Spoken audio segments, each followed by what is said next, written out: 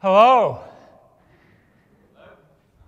Welcome to the last session of the last day of build. Sure, clap. I know you guys have spent the last 3 days just sucking in all kinds of new information about Windows 10.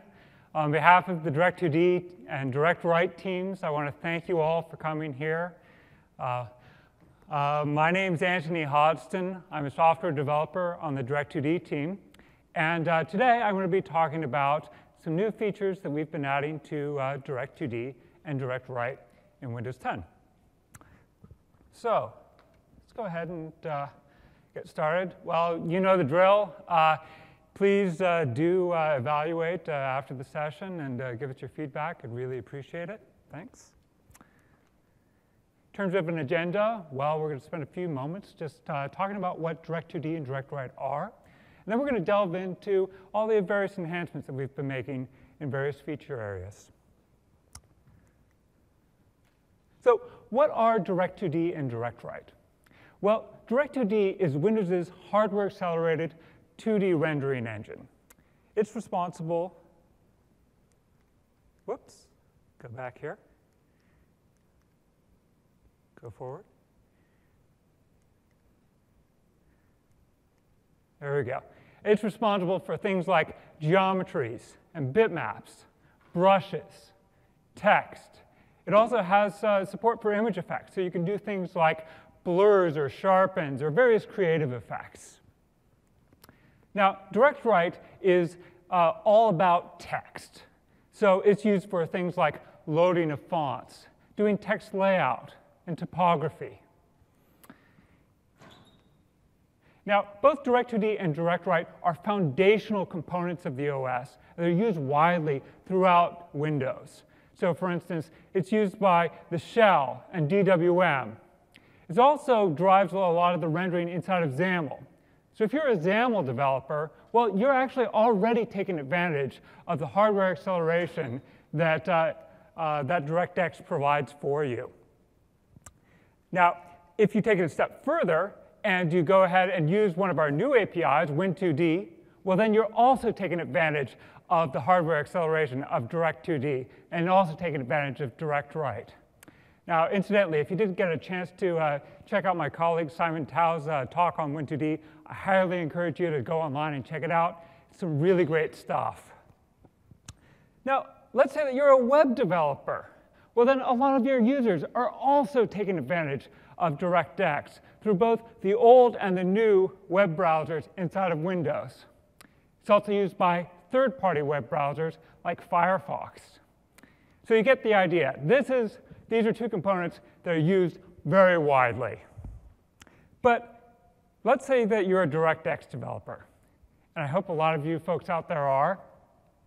What has Direct2D and DirectWrite got for you?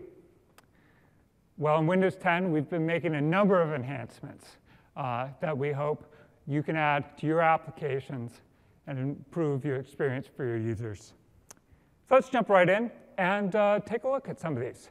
So first up, let's take a look at some optimizations that we've been making to text rendering.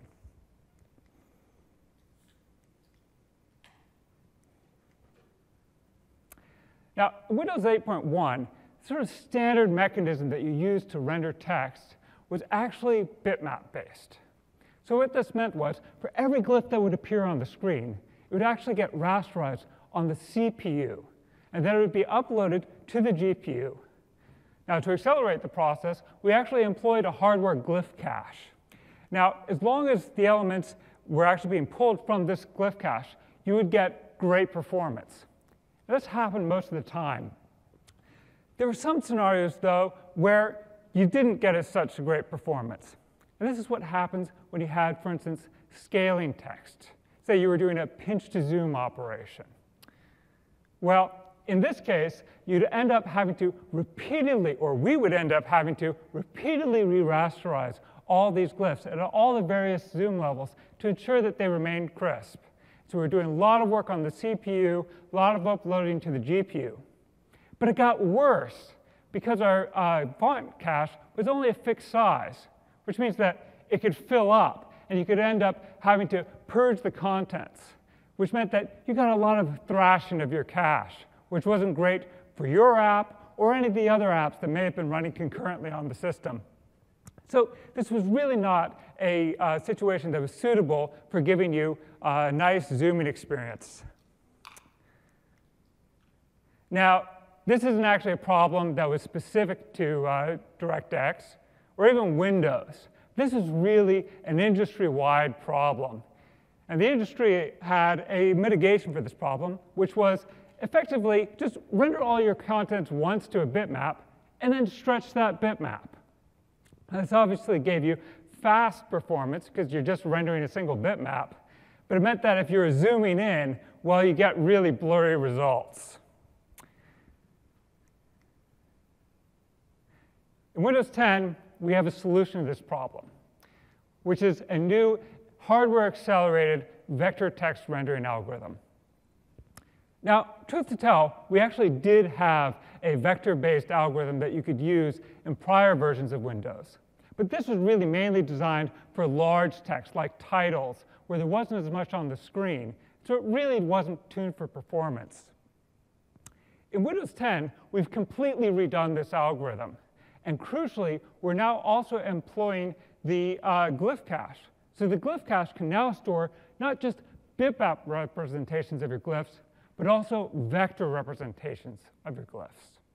And these vectors are much more scale independent, which means that we can use the same glyph cache entry even as we're zooming in and out on your document.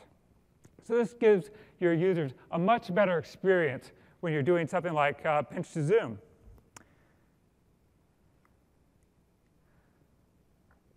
Whoops.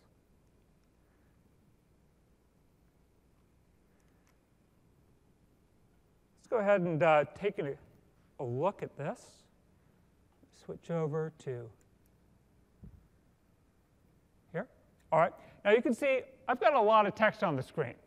And I'm going to start off with just sort of the standard approach of rendering everything into a bitmap and then just zooming that bitmap and see what we get. Well, it's not too surprising. You're getting a nice, smooth experience, but when you really zoom in, gosh, that looks blurry. You have to pick up your fingers in order for it to actually look sharp. Zoom back out again here. Let's check out, see what happens with the new vector scaling approach. Now you're still able to render this really large amount of text, but it's all happening super smooth, and it's always sharp. Like, I can really zoom in here, and you get nice, crisp edges, nice, round Beziers.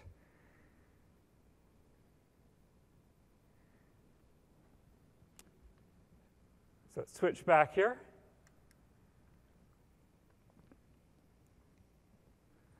What do you need to do in order to take advantage of something like this? Well, as I said before, this is actually an existing technique that we offered in previous versions of the OS. We've just added new optimizations. So you're going to use the same technique. You're going to create a custom rendering params, and you're going to specify DWrite rendering mode outline.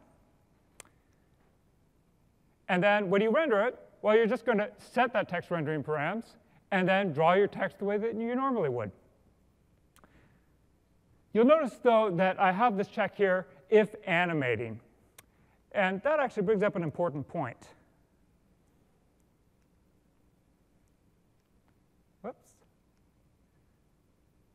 Which is that if all you're doing is just rendering static text, well, you're going to want to actually continue to use our more traditional bitmap-based rendering mode, because this is going to give you the absolute sharpest, best quality text. We're going to be able to employ things like font tinting to ensure that all your stems remain perfectly on pixel boundaries.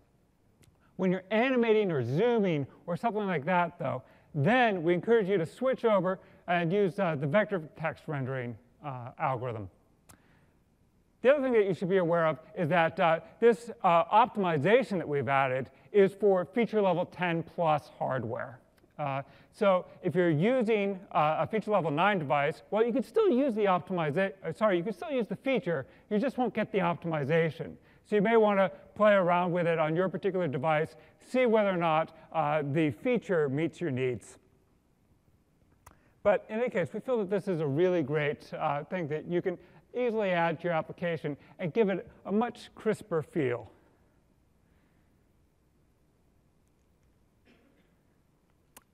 Let's take a moment and actually talk a little bit about fonts now. Now, in Windows 8.1, we had an API set that allowed you to target both the phone and the tablet and the PC. Now, this was a very consistent API, but APIs aren't the whole story. And we got feedback from users that said, hey, you know, it's great that I'm able to or from developers, that I'm able to use the same API on all these devices, but some things like fonts just aren't the same. There simply isn't enough space on something like a phone to store the ½ gigabyte of fonts that you get access to on a desktop PC.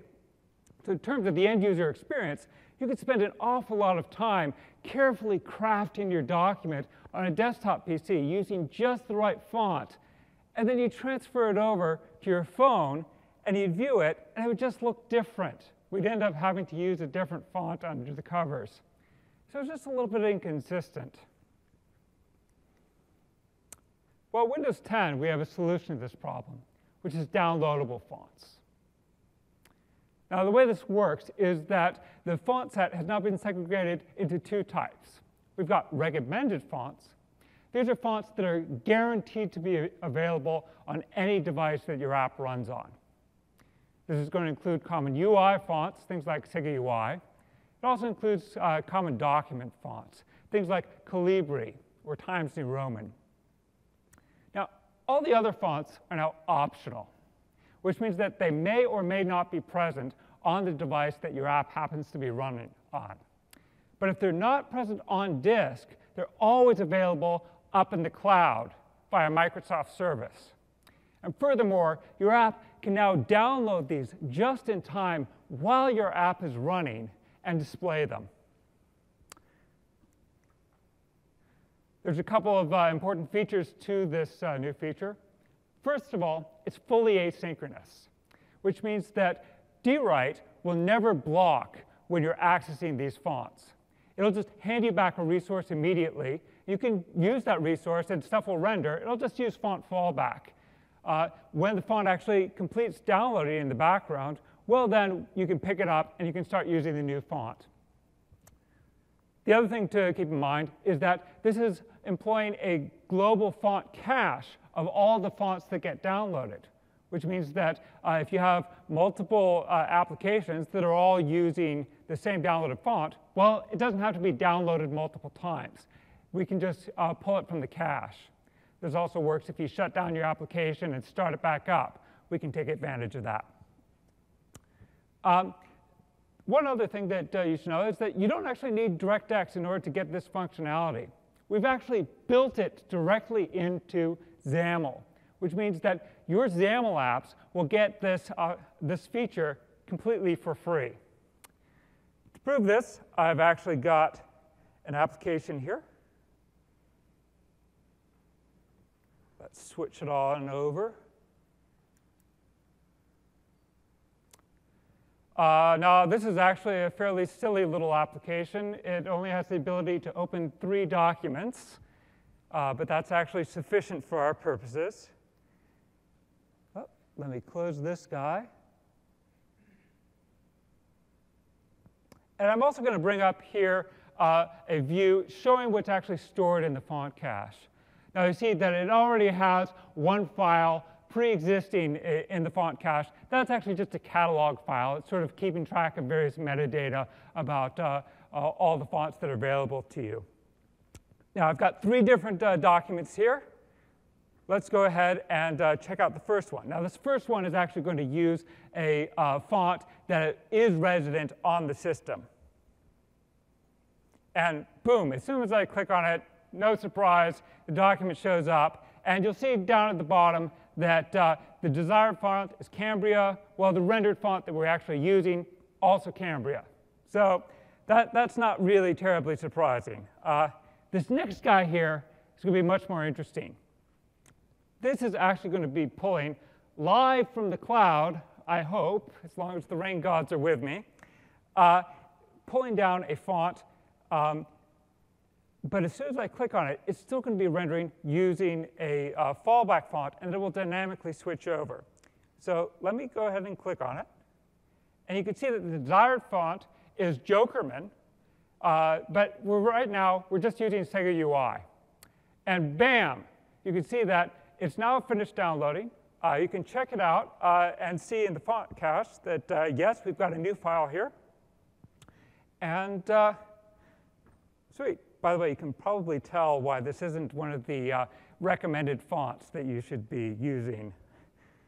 Now let's take a look at this last one. This last one here is actually kind of interesting because it's in a East Asian font.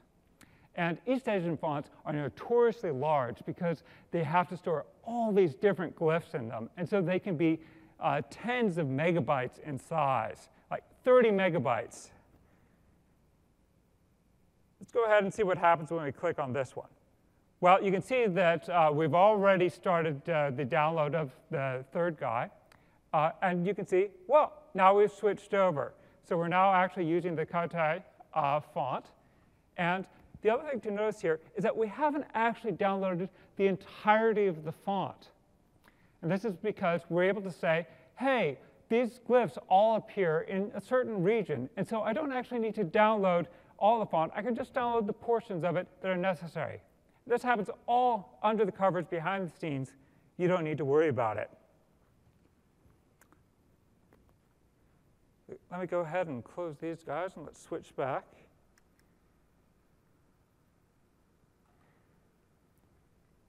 So that's what you get if you're a XAML developer.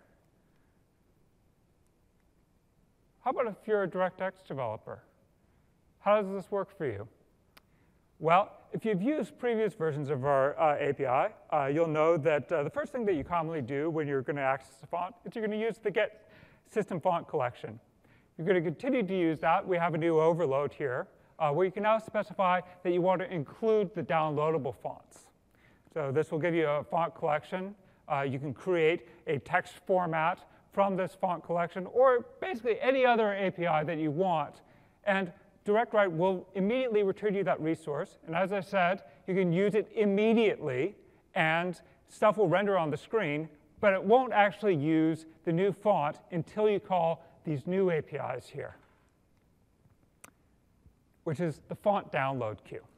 Now, the way this works is you register a listener, which you implement yourself, which gives DWrite a chance to tell you when the document has, when the font is finished downloading, and it tells you, okay, now I can re-render my document.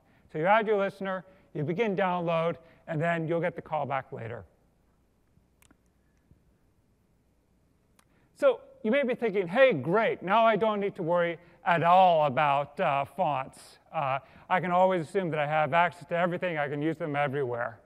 Well, there are some places where we actually encourage you to continue to use the recommended fonts. For instance, when you're designing the UI of your application, you want to be sure and use recommended fonts.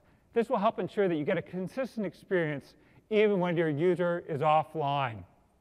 It also means that if your user is online, but is using a phone, you're not actually taking money from that user via their data plan. So instead, we encourage you to use downloadable fonts to maintain document fidelity. So use it when a document is actually authored on a PC and transferred over to your phone. Still, we think that this will give you a much more consistent experience for your applications that are viewing documents.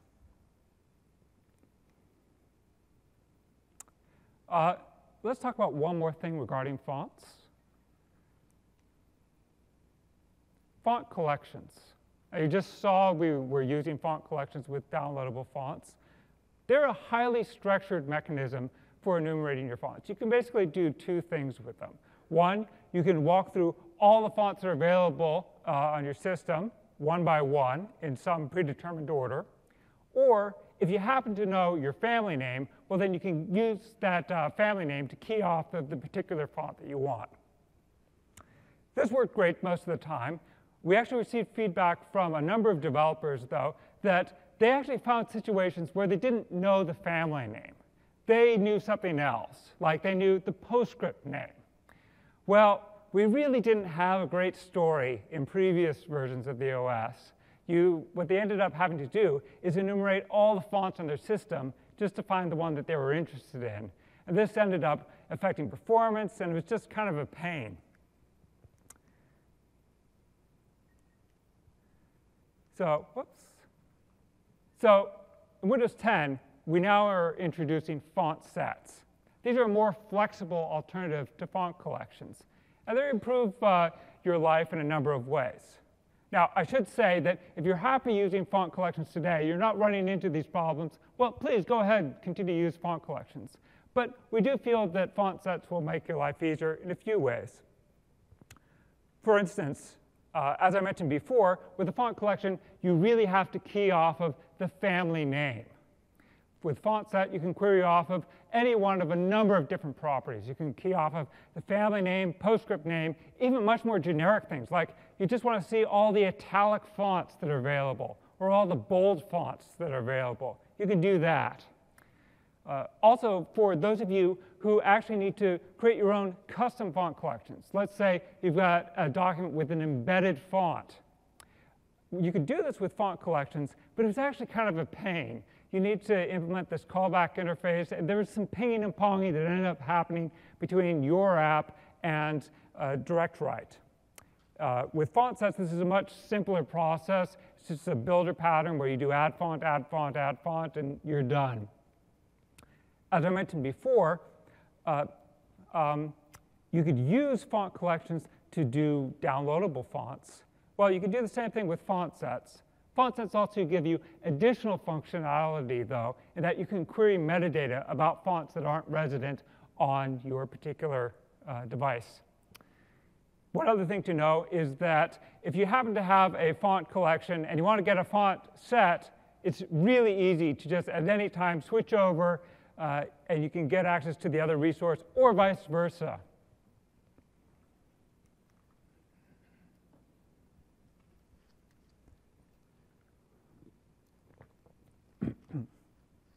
How do you do this in code? Well, just like there is get system font collection, there's get system font set. And you can specify the properties that you're interested in. So in this case, I'm interested in finding fonts that support both italics and bold. And you can call get matching fonts. And it will give you back a new font set that contains only those guys. So that's just a nice little feature. You may need it, you may not. But moving on, I'd like to talk about image loading and rendering. Windows 8.1, we had a number of different APIs targeted at various scenarios that you could use to load your images, things like JPEGs, GIFs, PNGs, so on and so forth. And we got a lot of feedback from developers saying, hey, we really appreciate having all these different optimizations to very efficiently load my images, but gosh, I really have to write a lot of code in order to take advantage of all these different options. WiseCBCR was actually a particular case of this. In order to really get the best possible performance in your app, you had to write code that started out like this.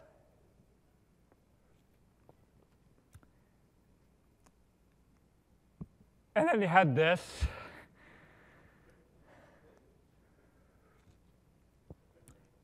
And then you had this. So, point taken. It was really hard to use some of these if you really want to take advantage of performance. Well, in Windows 10, we have a new API, which is much simpler, and you still get all these advantages and optimizations, but they're built into this really simple API, and that's image source. How to use an image source? Well, you call create image source from Wix, so you hand it your awake bitmap source, and you can specify a few different parameters, things like loading options, specify whether or not you want the content immediately loaded into hardware or whether you want to dynamically pull it as your user views different parts of the image, for instance. Then when you want to render it, well, it's just an image, so you can use any of the existing image-based APIs, for instance, draw image or say image brush.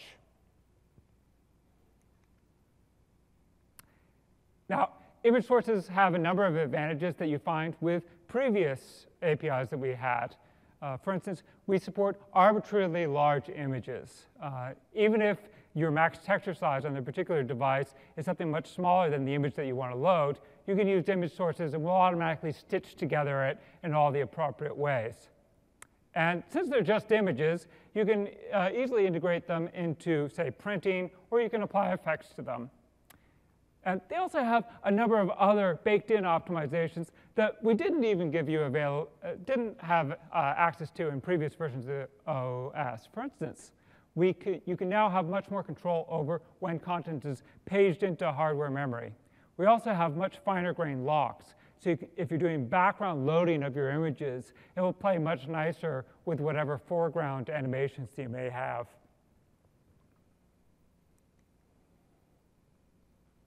Let's switch over to another topic, effects, and some of the optimizations that we've been adding here. First of all, what are effects? Well, in Direct2D, effects are a way of applying a graphical transformation to pixel data. We have a number of built-in effects, things like hue rotation and Gaussian blur that you can use. If you're familiar with Direct3D, you'll be aware of pixel shaders and vertex shaders and compute shaders. Effects are really layered on top of this. So a given effect may involve one or more of these shaders. Now you could use an effect and simply apply one effect to a bitmap. Direct2D makes that pretty easy. The real power of the D2D effect engine really comes into play, though, once you start combining multiple of these effects together. For instance, you might have a photo editor that took one bitmap and then applied a series of different graphical transformations to it. Contrast, exposure, blah, blah, blah, and you end up getting a much nicer output. Now, Windows 8.1, we use a very straightforward procedure to render this content. You'd start off with that initial bitmap, then we'd apply the first effect, we'd render that into an intermediate, and then we'd apply the second effect, and we'd render that into an intermediate, so on and so forth.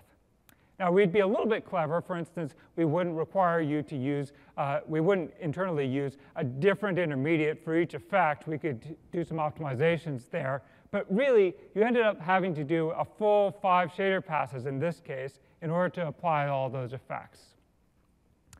In Windows 10, we have an improvement over this, which is that we now take a more global view of the effects. And so instead of applying each one sequentially, we'll look and see whether or not it's possible to combine multiple of these into a single shader. We can do this, generally speaking, if you are using a pixel shader, and if that pixel shader, for every output pixel, looks exactly one input pixel. This is pretty common. In fact, in this case, we've got 4 effects here that all start off being simple. This last guy here, the sharpen effect, is a little bit unusual. It actually requires multiple input pixels in order to get one output pixel. In this case, Direct2D is just going to give up and say, hey, you know what? I'm going to fall back to my old mechanism and render this using a second shader pass. For those of you who want to be really clever, you can actually move this, tweak this guy, move the sharpen effect to the beginning, and then you can actually combine this all into a single effect, a single shader pass. Let's actually take a look, see how this works in practice.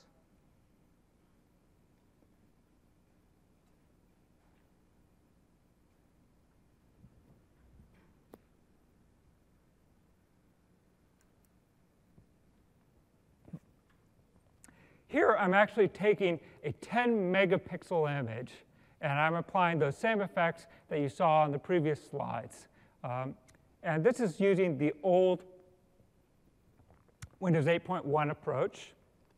And we're measuring the total amount of work that's being done on the GPU per frame. You can see in this case, it's between 60 and 70 milliseconds. So this is without the optimization. Now, when I turn it on, boom, it drops down to 40. So it's a nice little benefit that you can get with shader linking. Switch back here.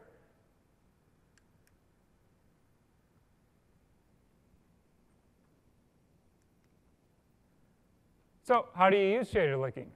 Well, you get it essentially for free if you're using our built-in effects. You don't have to do anything at all. If you're one of our hardcore users or hardcore developers who's actually designing your own custom effects, well, we have some HLSL macros that help you along in the process. I've got a link to the slides link in the slides that you can check out later, see how to do that. Nonetheless, we think that it's a neat thing that you get for free most of the time. Before we change topics, one more thing on image effects. And that is, we've got a whole bunch new built-in effects. We actually have 17 of the most requested new effects. You can see these span a variety of different areas, particularly the photo area. So please do start incorporating these into your applications and play around with them and have fun.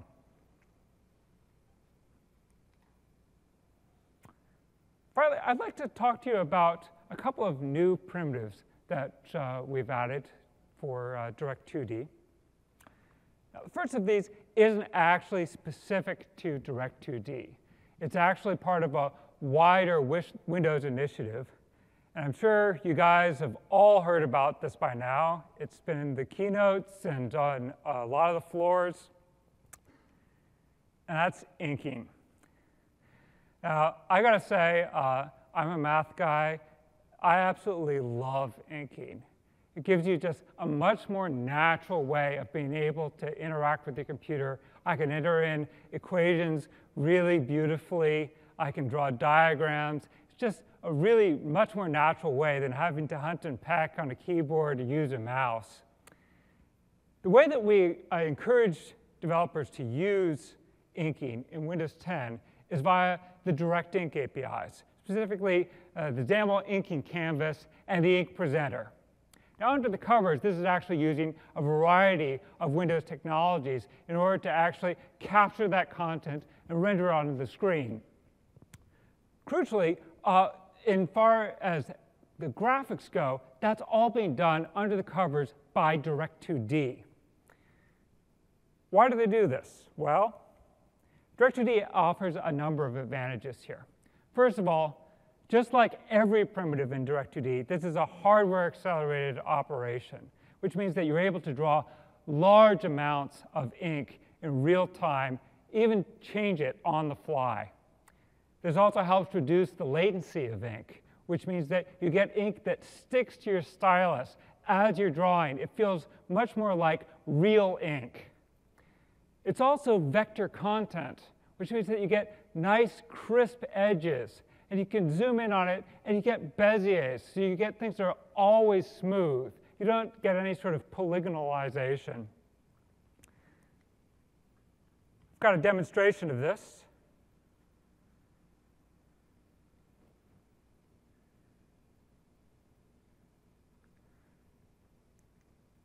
Whoops.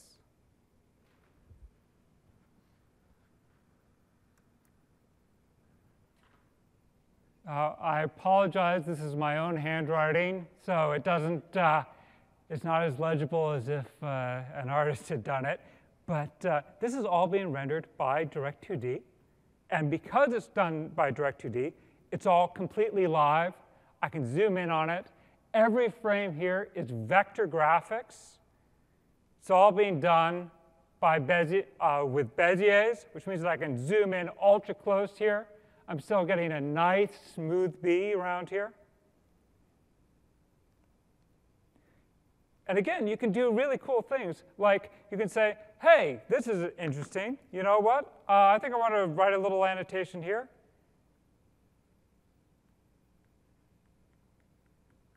Do a little area under the curve magic here. And that all just zooms in with ink. I don't know about you. I just think that this is so cool. But it doesn't actually stop that. Yeah, please. I think the Direct Ink guys have done an amazing job with this stuff, too. Because this is vector content, you can really change it dynamically on the fly. You can even make my ink, my handwriting look better. You can make it a little bit calligraphic here. You can even change the orientation of the nib on the fly. And this happens to all your content. No matter how much is on the screen, you can just keep manipulating all this stuff on the fly. I just love that. That's inking. I really hope that you guys will start adding inking into your applications.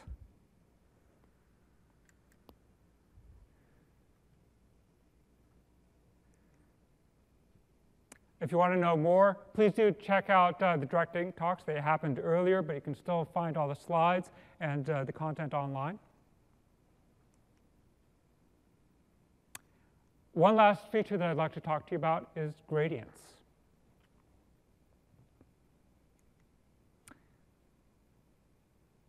Now, in Windows 8.1, Direct2D offered you basically two types of gradients. You had linear gradients, and you had radial gradients. Now, these were kind of cool. I mean, you could do some nice, simple lighting effects, or you could throw as many colors at this as you wanted. You could play around with gradient stops, but they were still inherently limiting. You really didn't have any control over the shape of your gradient. You got either a line or you got an ellipse. Well, in Windows 10, we're exposing a new type of gradient, which is a gradient mesh. These are a much more flexible type of gradient. And unlike linear radial gradients, it's not a brush. It's a full-fledged primitive, which means that you can dynamically twist and control the shape. And when you do this, you're actually affecting how the gradient contours actually flow. We didn't actually invent gradient meshes out of thin air. This is actually based on an industry standard concept known as a tensor patch. And you can find tensor patches today inside of things like the PDF reader or even the newly announced gradient meshes for SVG. I think it still hasn't been finalized, but it's going to be part of SVG 2. Now, the way that this works is a gradient mesh is composed of one or more gradient patches. And each patch is pretty straightforward. It starts off as a square, and you're able to specify the colors at the four corners of that square. And then if you're familiar with the way that Bezier is working with geometry and the control points there, well, instead of having 4 control points for a Bezier, you have 16 control points for a patch. And you can use these control points to twist and shape your gradient in whatever way that you want. In terms of code, you first specify your control points, and you specify your colors, and then you also have a little bit of metadata specifying how you want things anti-aliased. You pass that to create gradient mesh, which creates a resource, and then you just draw that gradient mesh. Let's take a look. Now, one of the things that is nice about gradient meshes is you can use them individually, but you can also use them, a whole bunch of them, and combine them into a larger piece of artwork. Now this looks, if you look at it really quickly, it looks almost like a photograph. It certainly doesn't look like 2D content. I mean, it's got some nice highlights and shades to it. But this is entirely composed of gradient meshes. In fact, it's got about 400 different patches in here. And because this is vector art, I can zoom in and out of it. It's all hardware accelerated, so you get nice, smooth zooming in. And it's all based on Béziers, so you get nice, smooth edges.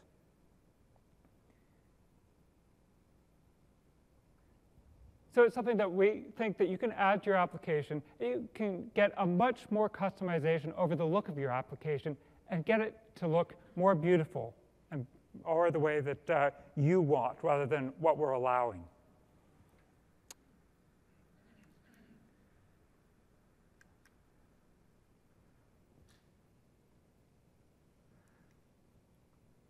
So I've gone through a number of different feature areas here and talked about a number of enhancements. If there's one thing, or if there's four things that I want you to take away from, it's this. In Windows 10, your DirectX app will be faster because you can take advantage of all the optimizations that we've added. It's going to be more maintainable because you need to write less code to get the same or better performance.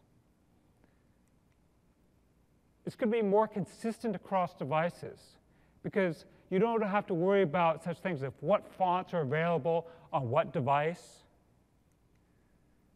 And it's going to be more beautiful because you can take advantage of new primitives like gradient mesh. So again, I want to thank you all for coming. If you want to know more, I've got some resources up on the web, so please do check those out. And please evaluate this session. Thanks.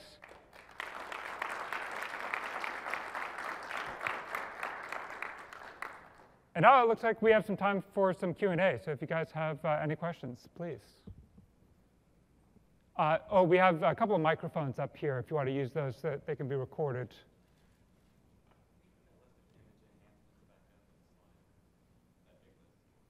Sorry, the big list of image enhancements. All the new image effects that we have, the built-in effects.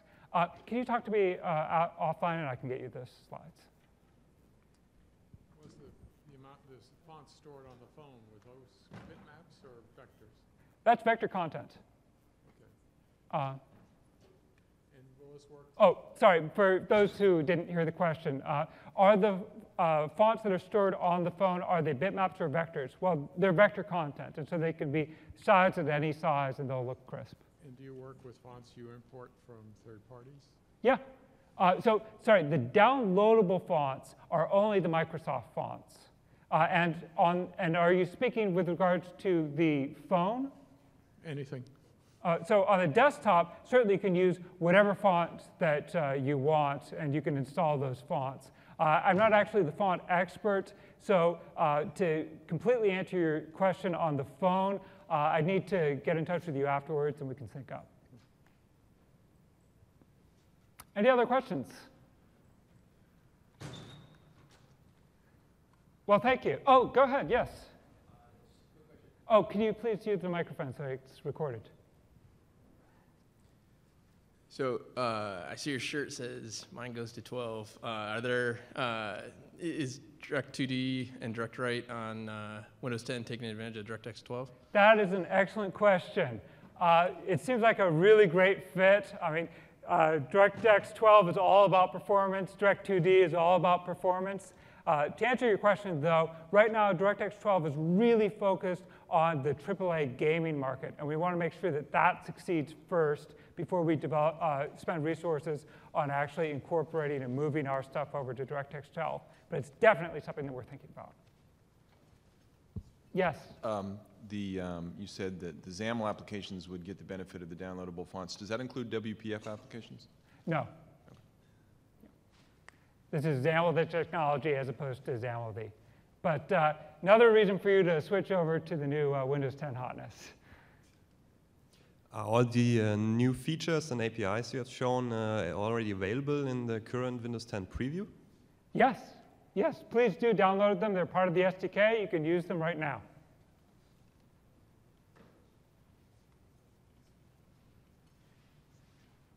Great, thank you all.